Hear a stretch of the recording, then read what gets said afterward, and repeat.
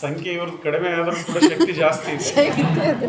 So ಅವ್ರಿಗೂ ಕೂಡ ನಾನು ಆ ಒಂದು ಒನಕೆ ಓಬವ್ವ ಜಯಂತಿಯ ಶುಭಾಶಯಗಳನ್ನ ತಿಳಿಸ್ತೇನೆ. ಜೊತೆಯಲ್ಲಿ ಇವತ್ತು ನಮಗೆಲ್ರಿಗೂ ಕೂಡ ಒಂದು ದೊಡ್ಡ ಹಬ್ಬ.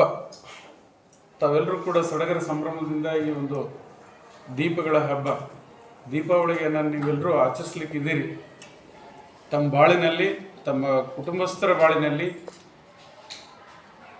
ತಮ್ಮ ನಿಯರೆಸ್ಟ್ ಡಿಯರೆಸ್ಟ್ ಯಾರಿರ್ತಾರೆ ಅವರೆಲ್ಲರ ಬಾಳಿನಲ್ಲಿ ಈ ದೀಪಾವಳಿಯ ಹಬ್ಬ ಸದಾ ಬೆಳಕನ್ನು ಚೆಲ್ಲಲಿ ಅಂತೇಳಿ ನಾನು ದೀಪಾವಳಿಯ ಹಬ್ಬದ ಅಂಗವಾಗಿಯೂ ಕೂಡ ತಮಗೆಲ್ರಿಗೂ ಹಾರ್ದಿಕ ಶುಭಾಶಯಗಳನ್ನ ತಿಳಿಸ್ತೇನೆ. ಬಂಧುಗಳೇ, ಇವತ್ತು ನಮ್ಮ ಸೇಡಂ ತಾಲೂಕಿನ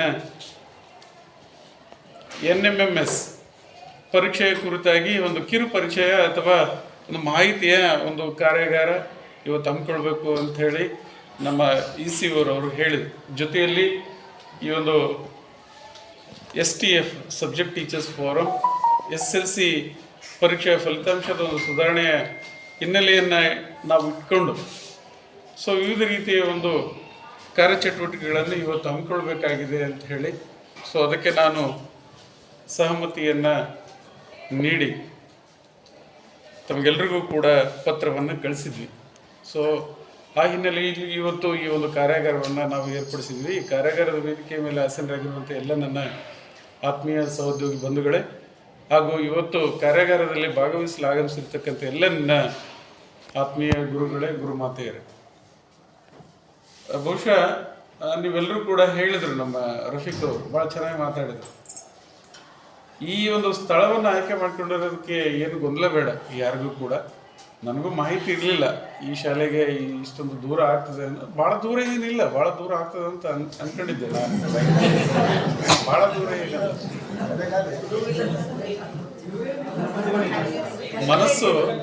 ಮನಸ್ಸು ಭಾಳ ದೂರ ಅದಷ್ಟೇ. ಮನಸ್ಸು ಭಾಳ ದೂರ ಅದ. ಈಗ ಬರಬೇಕಾದ್ರೆ ನಮ್ಮ ಪಸಾರ್ ಅವರು ಹೇಳಿದರು, ಸರ್ ನಾವು ತುಂಬ ದೂರದಿಂದ ಬಂದಿದ್ದೀವಿ, ಅದಕ್ಕೆ ನೆಕ್ಸ್ಟ್ ಟೈಮ್ ನಮಗೆ ಮುಧೋಳ್ನಲ್ಲಿ ಮಾಡ್ರಿ ಈ ಕಾರ್ಯಕ್ರಮ ಆಗ್ಬೋದು ಅಂತ ಹೇಳಿದ್ದೀವಿ. ಒಂದು ಬಾರಿ ಹೋಗೋಣ. ಇದು ಒಂಥರ ನಮ್ಮದು ಏನಾಗ್ತದೆ ಅಂತಂದರೆ ಎಕ್ಸ್ಪೋಜರ್ಸ್ ಇರ್ತದೆ.